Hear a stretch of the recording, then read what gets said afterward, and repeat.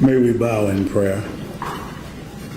O God, eternal Father, with thankful hearts we approach Thee in prayer on this historic moment of dedication of the reimagining of the former civic square that was renamed in 2005 to the Rosa Parks Square under the leadership of then Mayor Jack Ellis, joined in sponsoring by councilpersons Anita Ponder, Alvina Ross, and yours truly, with permission from the Parks family. And it became the first space named to honor this brave, iconic, and phenomenal woman for her deed in 1855, which was the spark that has changed the world. As we dedicate this magnificent space, help us to remember the strength, resolve, dignity, and perseverance of Rosa Parks, who made this nation more of a reflection of its creeds, holding truths as self-evidence that all men are created equal. We thank you for our present leadership in yet another mayor, Lester M. Miller, and the committee headed by Andrea Cook, who thought it not robbery to reimagine this special yet sacred space to become more of a public space that all men can share in the unity, love, and peace that so represent the life of Rosa Parks and all those she inspired, especially Dr. Martin Luther King Jr. Now we pray, O Lord, that you will continue to bless all those who have helped to move this dream forward and keep this dream alive, and that this space named Rosa Parks Square will continue as a memorial space to all who share the dream of brotherhood, peace, and unity. Bless all who enter here. May they feel welcome and safe, finding solace in this space. Inspire those who walk through these paths to be good stewards of the environment, respecting the life and the beauty provided. We dedicate this space to be a place of unity where neighbors meet, children play, and all people feel the harmony of being a part of yet another creation inspired by your word. Let this park be a beacon of hope and a reminder of the peace that surpasses all understanding. It is in the name of him who is our creator and savior we do pray. Amen.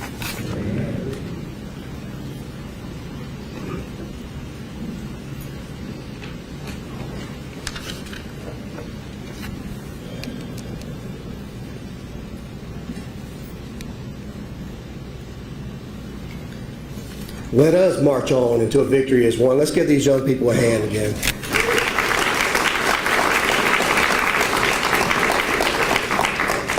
You know, far too often we come together, but we forget about these young folks. And in a day like today, when we're recognizing someone from the past, it's always important to remember that these folks behind us are those who are going to have to carry the torch on today. So it's my pleasure to be here. You are at City Hall, your City Hall in our chambers, and I know many of us are planning on being outside today to enjoy the beauty that's just across the City Hall. But God had different plans for us. He wanted us to be all here close together in warmth, not in rain, but in unity together. And I love this song, and I love the words of those songs, and I like to see it very often. Don't sing very well. Sing very sometimes solo. Solo, you cannot hear me, but I do love the words of that song, and I often go back to that throughout the year, not just this time of year as we celebrate so many wonderful things in our community, with Martin Luther King, with Rosa Parks, and all the leaders that we have that both come before us and are with us today. I know we'll get to recognizing some of you, but I didn't want that to be lost in my opening remarks. You know, we've been waiting for this moment for a long time, right, Mayor? I know the mayor's been waiting on it for a lot longer than I have, as he was instrumental in getting this name done several years ago. I joked with him recently that I know you had all your members vote for this, and he was proud to have red, yellow, black, and white, male, female, Republicans, Democrats, independents alike to vote for this in unanimous. And that's something to be said, especially in the times that we have today. And I had to remind him that, yeah, but I got the votes to get this thing paid. And likewise, it was unanimous, red, yellow, black, and white, Republicans, Democrats, independents alike. And we got it done, and we get it done together. That's what we do in Macon. We get things done together. So we appreciate you being here. Today is the opening, and one of the reasons we're doing it today, and many of you know in this room know why we're doing it today. We're doing it today because it's Rosa Parks' birthday. And the rain's not going to stop that, right? Thank you. The rain's not going to stop that. The weather's not going to stop that. That's something we're going to remember for a while. Although we had people visit that park throughout the Christmas season, we want to make sure we got everything through and finished in proper form before we did that and had the official opening. But also, we wanted it to be on a day we all can remember, Rosa Parks' birthday. To mark more than 2 decades of advocacy, planning, and construction. You're sitting in a place that took more than 2 decades of doing all this. And that's a long time. 20 years is a long time to do anything, but certainly we're glad that it's done. We're glad that it's finished, and we know that for generations to come, they're going to enjoy this safe space.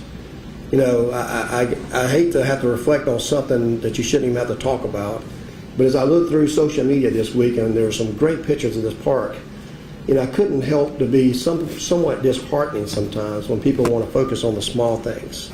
To focus on whether it's a circle or a square, right? To focus on whether it's concrete or brick. To focus on whether the shade is green or yellow. You know, that's what I call being petty, and we have enough of that in the United States. What we want to focus on is the reason that we did this. And the reason that I can think about we did this is why every single seat in this chamber is packed today. We did that because we have a common purpose and we recognize where we come from and where we're going, and we're doing that together. And I'm proud to say as your mayor today that we're doing that together. You know, sometimes we have a couple of people that fall back and they catch up, and sometimes we go a little bit too faster and we have to slow down. But I think that's what Rosa Parks is about. I think making a stand, which may not be popular at the time, right? There's a lot of people taking stands right now. Ms. Lingo, it's good to see you. I didn't know you were in the room there. Thank you. People are taking stands all the time. It may not be popular today. And we may look at those stands that they take and wonder, why in the world are they doing this? But one day we'll know why we do this. And I think that time is coming sooner than most of us want to believe in this room as we get a little older. So you can tell I've gone way off script. I'm not looking down anymore, so I need to get back on script because my good friends are looking at me saying we need to move this program along. But guess what? God provided a shelter today. So we're inside. We don't have to rush things. And some things need to take a little bit of time. And that's what we're doing today. So we appreciate that. Good to see you, Mr. Tillman. Throughout this program, you'll learn more about how this all came together, the people that played a part in it, and about how it's not just a park. It's a unity community before Tillman got involved, right? It's been unity all along. And I think that's something we have to remember when we go to that park. And that being said, I'll have a time to close this thing out in just a moment and recognize some more people as we go out into the foyer out there and go outside. Since it's raining, we'll cut the ribbon out there and we'll invite some guests to do that at the appropriate time. But I want to recognize someone here that's with us today is going to bring a few words, and that's going to be Mr. Alex Morrison. He's the Director of Planning and Public Spaces. That's a lot of words. He's also the Urban Development Authority Chair and Director of that. Does a wonderful job of our public spaces. So he's going to bring some words to you today.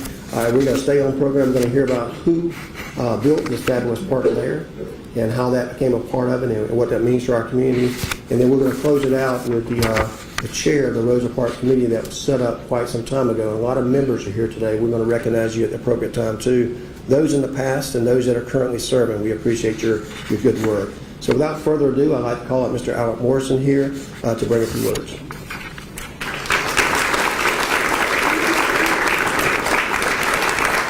Thank you, Mr. Mayor. Thank you, Henry. That was beautiful. And to the students and Kelly, absolutely phenomenal. And as Mayor Miller said, it's really what it is all about, is parks, our public spaces, our civic plazas, are all meant to do something very vital in the city experience, which is bring people together as equals, as humans. Not through a screen, not through any form of division, but meeting each other in a real and human fashion. And so much of what we discuss in halls of government are about things that divide us. But one of the main reasons that we ever built cities in the first place was so that humans could extend beyond their basic necessities into things like leisure, human expression, protest, and things that advance this human experiment further. And that's why we have dedicated so much time and resources to this park, and with the intentionality that it was built.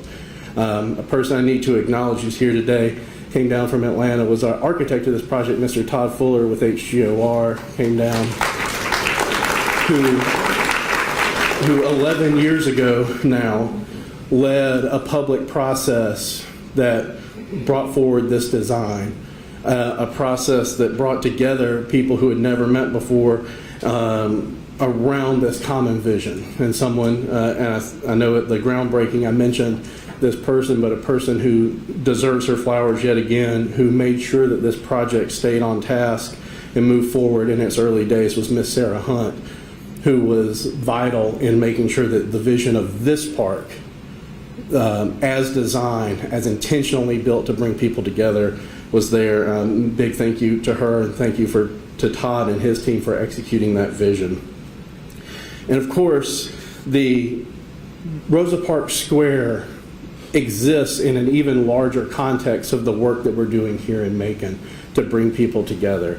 When we joined the Reimagining the Civic Commons cohort in 2019, a vital piece of what we talked about was bringing this park to life as a hub for a network of trails that in a short walk could tell the entire story of Macon briefly, but a trail that extends from the original founding of this place we now call Macon at Mulgi Mounds National Historical Park through what is now Bicentennial Park, giving a short history of the 200 years that we were here.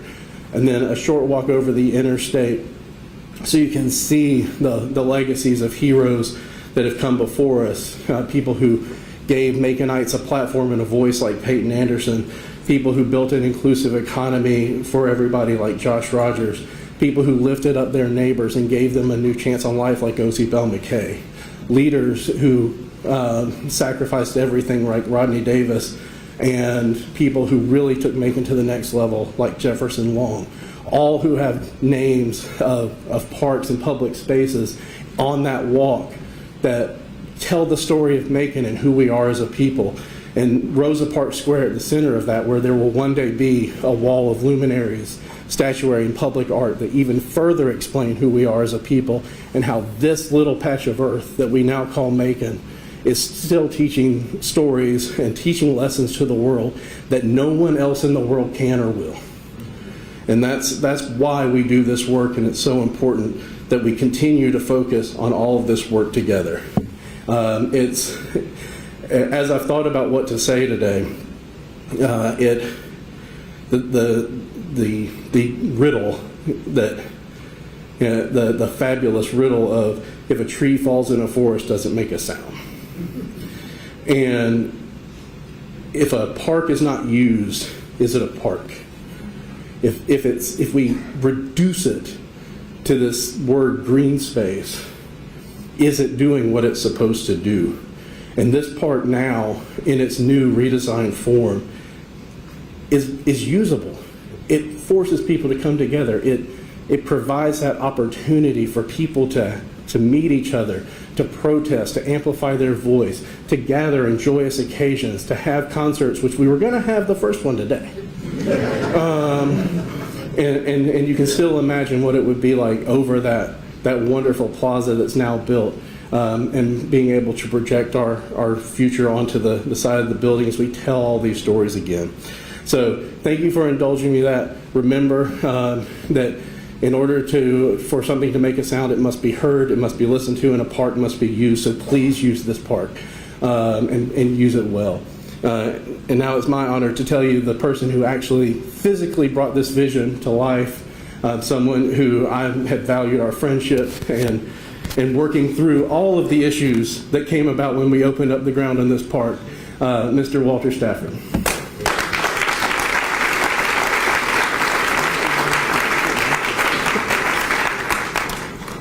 It's great to be here this morning. I gotta say, last night I looked at the weather forecast and I went to texting Alex and Edna, and I was like, so what are we doing tomorrow? And it was like, we still gonna do it. I thought it was gonna get canceled, but I'm glad it did not. I tell you, I sometimes water the plants at my house. I know when they need to be watered, and I know when I need to water my grass, and I don't consult with my neighbors before I do so.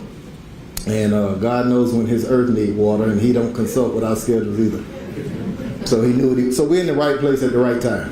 It went like it was supposed to go. So good morning, y'all. I'm Walt Stafford, and on behalf of Stafford Builders, I just want to say to the mayor, previous mayors, any commissioners, previous commissioners, the entire city of Macon, Bibb, and definitely the Friends of Rosa Parks board members, both present and past, that the whole reason we're here, so much of why we're here, is because of your dedication, your perseverance, your leadership, and that's worthy of applause, and we thank you for what you've done.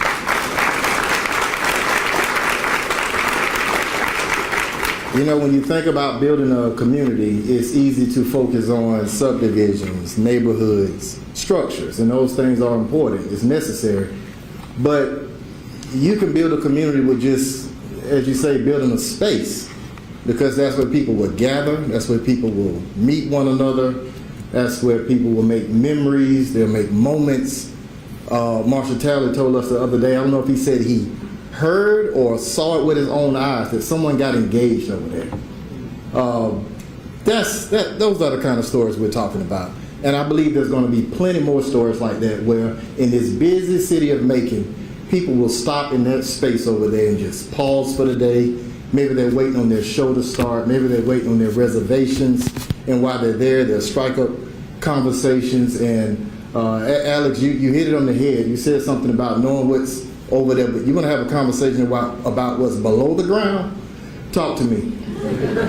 You will not believe what's underneath that park. Whatever structures were built prior to this, some of the foundations and the pipes and it's still there, and it was something to deal with. But community dealt with it. Get with Alex, he talked to whoever you would talk to, and it would just work out. He'd do this, do that. And it was never a pause to say, stop, we can't do it. They found a way to say, we're going to keep going, we're going to keep marching. And it just made it something great to work with. Some of the contractors I saw one walk in, I don't know where you hiding it now, but he was here. Different contractors got to talk and meet together, but it's just a great space. Maybe some of the youth that we was talking about earlier, maybe they'll have proms, pictures over there, weddings to be done. It is a great space, and I think the city, not only the city, visitors would take place. I think they did it around the Christmas holidays. There was so many people going over there to take pictures. You've seen them, all under that big old snowman that was just gigantic, towering over the city. So many pictures with the snowman, but it's a great space. And even though it sits over there quietly, that space speaks real loud. It speaks loud about courage, justice, community, perseverance, and Macon Bibb. We all can be proud of that. And I don't think that's the end. That's a continuation of what Macon Bibb has already been doing. In the future, who knows? That's just a stepping stone to whatever Macon's going to do next. So as a city, as Macon Bibb, everyone who played a part in it, we all did this. And I think we can hang our hats on that and look forward to what's next, because I believe the best is yet to come. Speaking of yet to come, Miss Andrea Cook, the chair of the board.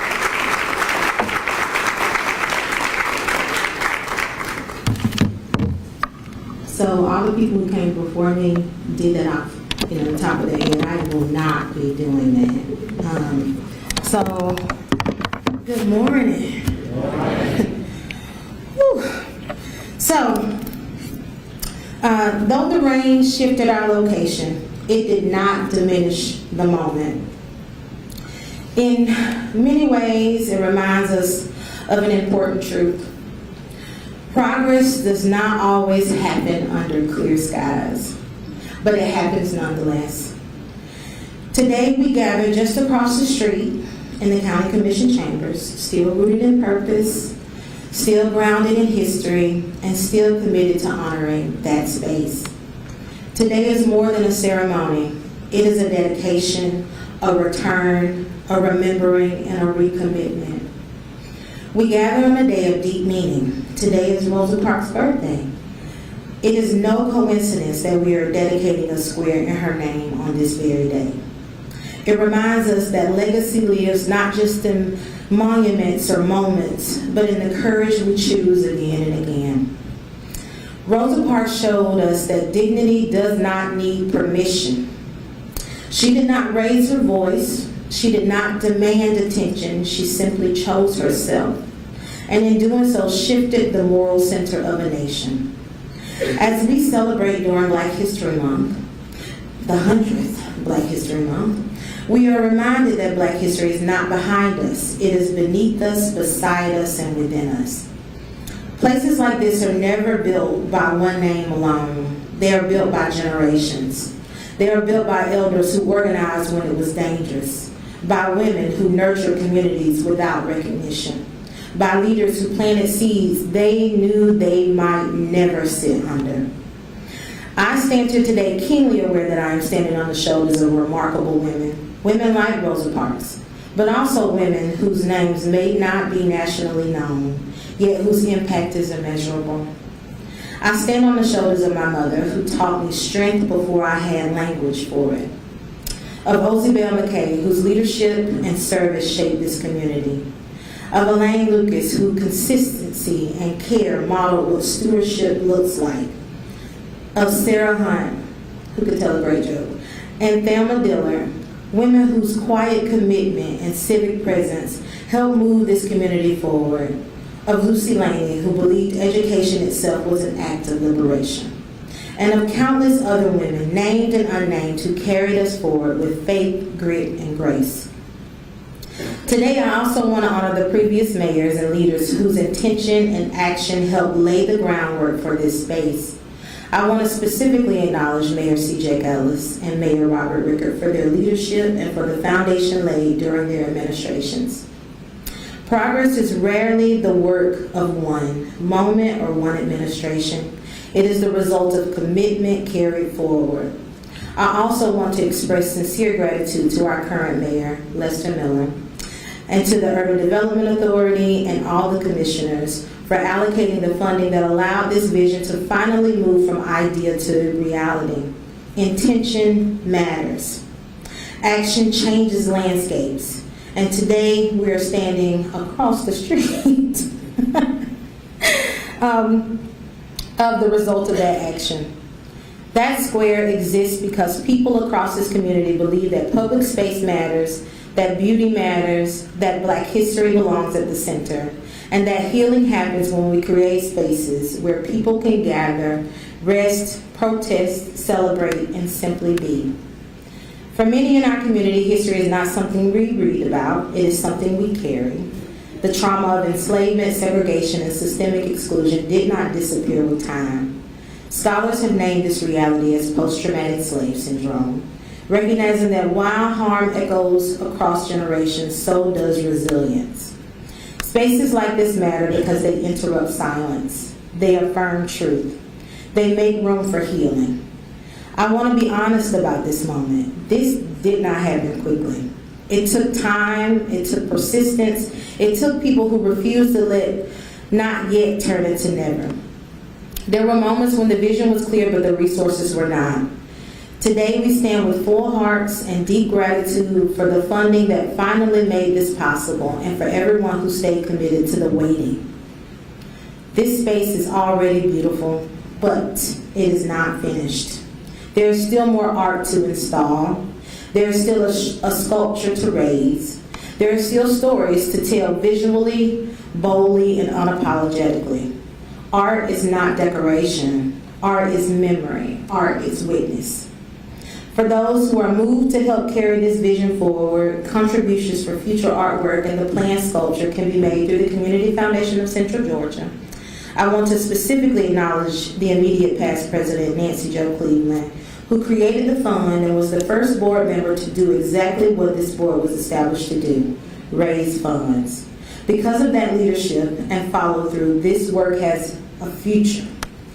Rosa Parks taught us that change is rarely instant, but it is always worth the wait. Before we close, because today is Rosa Parks' birthday, y'all, we really should sing her happy birthday, but I won't make y'all do that. But today on her birthday, we give thanks. We celebrate progress, and we recommit ourselves to finishing what we started. May this square and the values it represents outlive us all.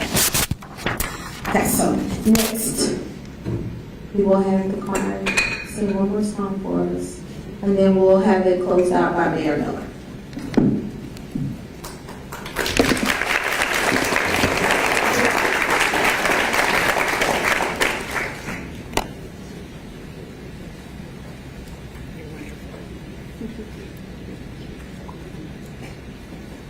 One more time for the go, please. It's so wonderful to see so many people in support of a wonderful thing in our city that brings us all together. Again, my name is Kelly Dixon. I'm the choral and band director at Mount DeSales Academy, and this is my choir. Today we will be singing a song for you from a musical called Hairspray. It was a movie, it came out in the 80s, but it was set in the 1960s during segregation. And it follows the story of Tracy Turnblad, who gets on TV as a plus-size woman, which they did not allow. But then she thought, what about all the other people who are not getting the same vision, like the same exposure? And she thought about the Black community and tried her hardest to get the Black community on TV as well, and succeeded. So the song we're about to sing for you today is the matriarch. It's from the matriarch of the Black side of the community, Motormouth Mabel. And she is singing a song while they are marching called I Know Where I've Been, and I Know Where We Have Been, and I can see a future of where we are going, and it looks beautiful. It is going to be a struggle, it is going to be a road, and we're going to sing about that today. Thank you.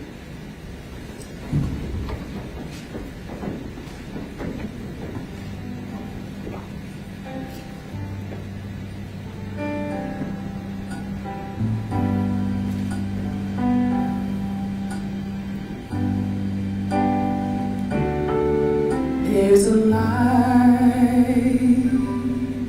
in the darkness, though the night is black as my skin. There's a light burning bright, showing me the way.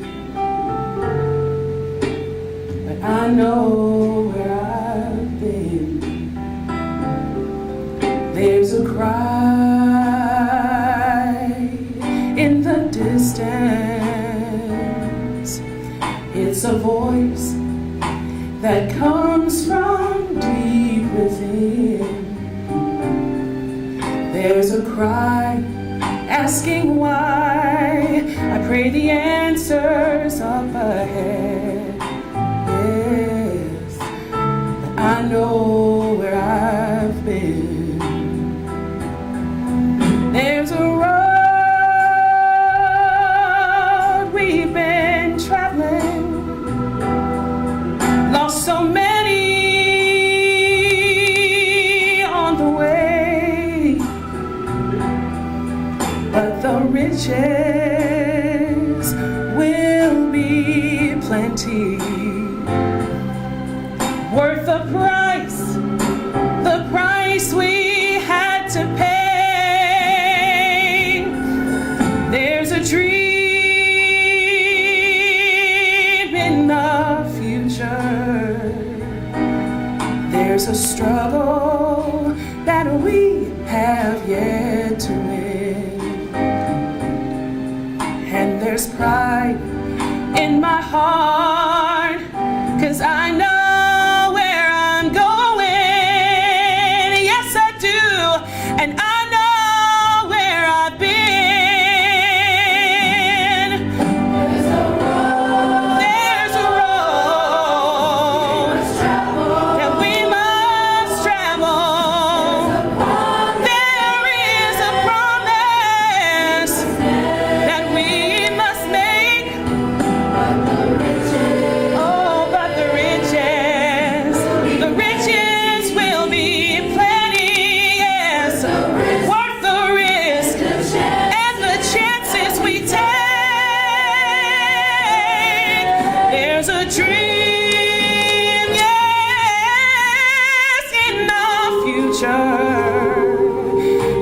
a struggle that we have yet to win.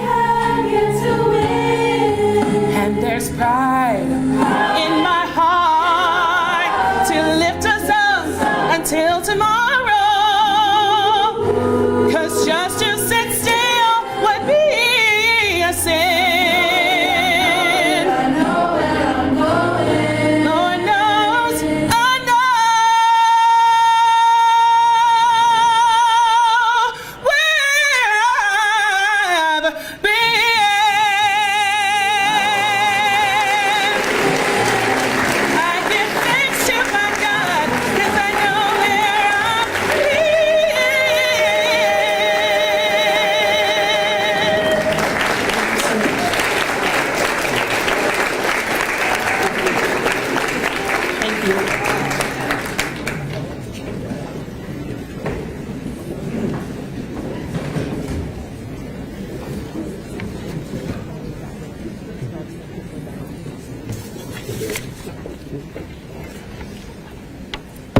This is why I write down what I'm gonna say, because I forgot one very important thing. If y'all will bear with me, just maybe 3 minutes. If all current and former board members would come stand with me for just a moment. Thank you. Please.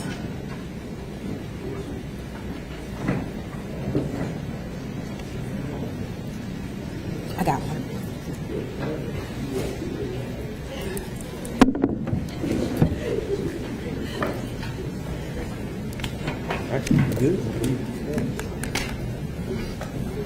Ooh, look at all these amazing people who put up with me.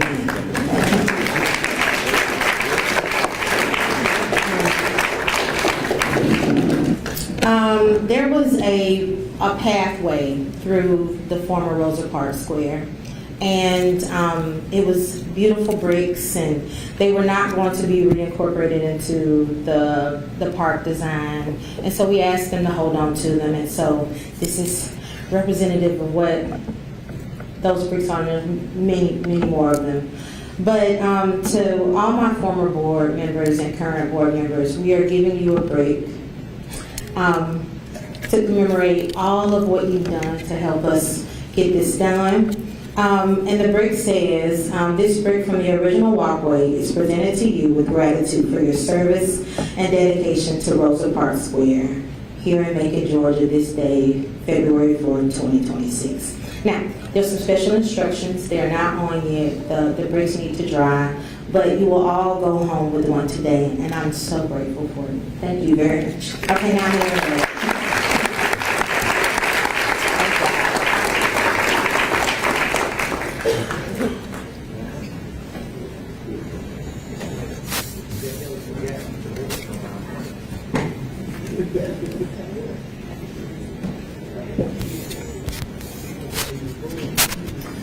All right, I'm glad I can follow the brick. I thought I was going to have to follow that singing. Yeah, I don't know, but I tell you what, I never heard such an angelic voice in my life, and I think maybe they missed their call on American Idol. We got one right here in Macon, Georgia, right? So what a beautiful song! First time I've ever heard it. I'm hope I'm not the only one that's never heard that song before. If not, I apologize. But what a beautiful song and a beautiful rendition of that song. And certainly, I think we may have to ask her to come back and do some more singing for us, right? I also feel like I've been in church today, right? So maybe my pastor, if you're watching there at home, if I'm a little late this Sunday, you know I've already got my service in. But, I have to make jokes because it's really hard to follow something like that. This is a very beautiful occasion, and certainly, we've done a lot of ribbon cuttings. This is one of the largest that we've had. And right now, I feel the Spirit, and I hope that you do too.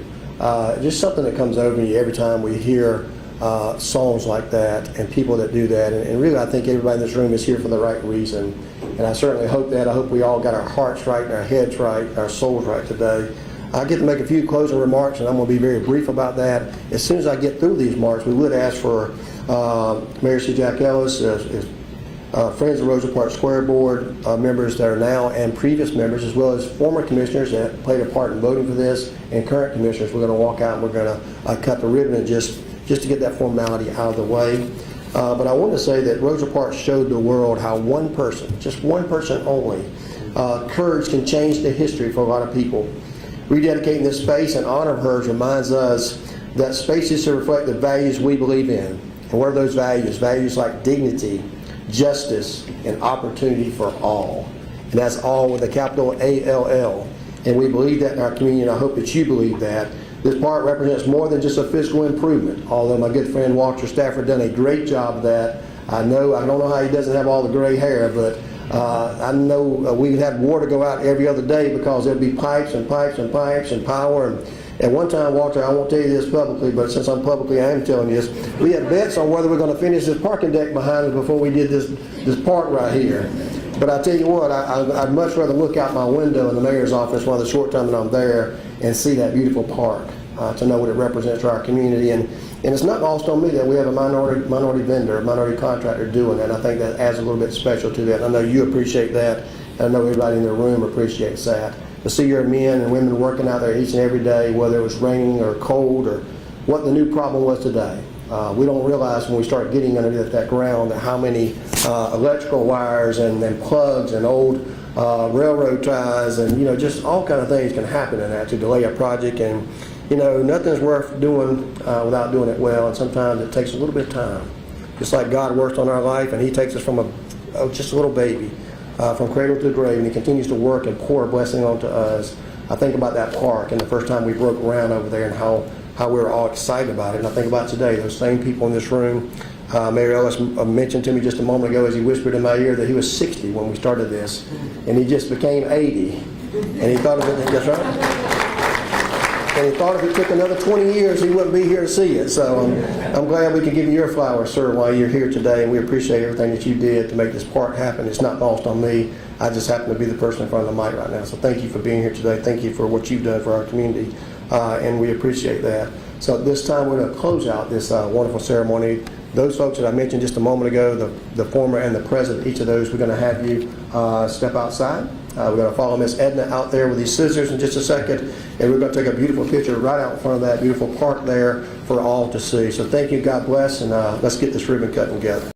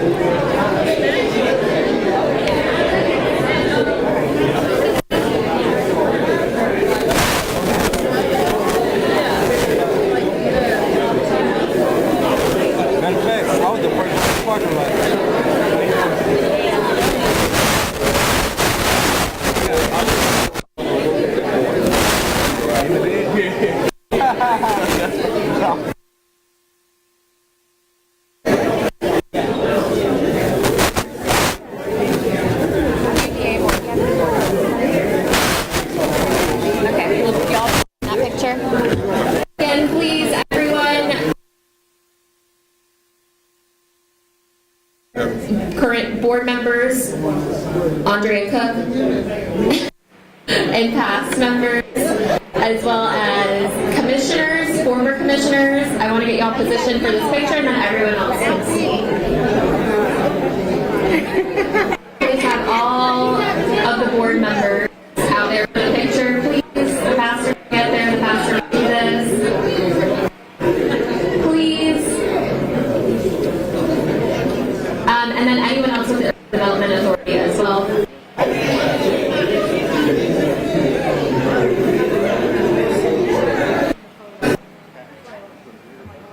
well. You're part of the picture as well. Please. practice for me. I've been on the You wrong. want to put them right there? Okay. That picture. Pictures. They taking a picture out front. Yes. And our Parks and Beautification team, if there are some members, I want you all part of that picture as well.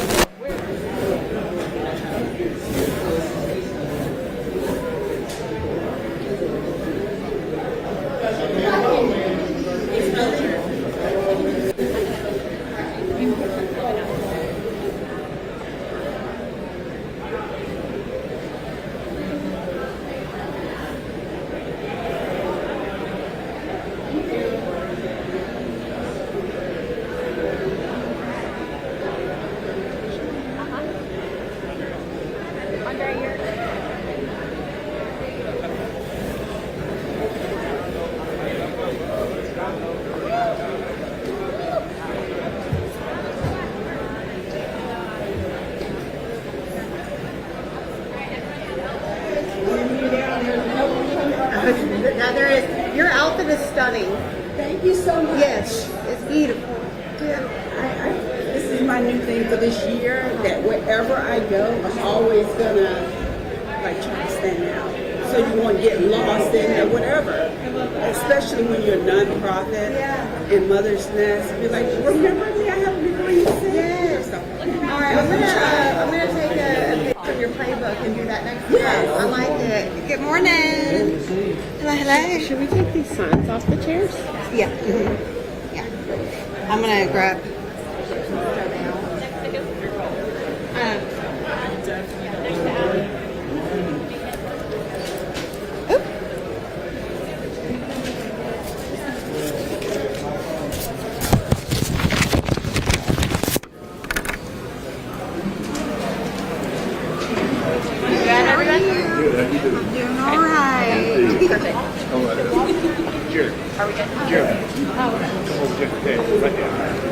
Everyone listen to Matt. Can everybody see me? No. All right, we're good. All right, everybody hold line. And 1, 2, and 3. We're going to take 40. Another one lap. Good. And, all right, we're good. All right, ready? 1, 2, 3.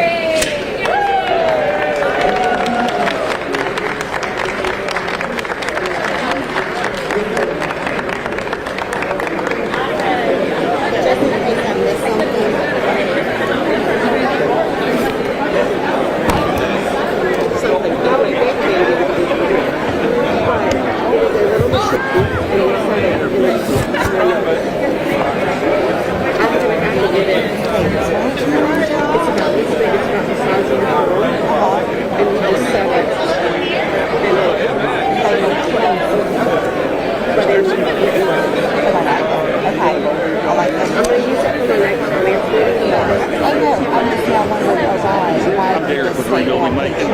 Came out and covered a story for us last year of FFA kids painting. I've got college kids coming for alternative spring break. Is that something you want to cover? It might, yeah. No, don't.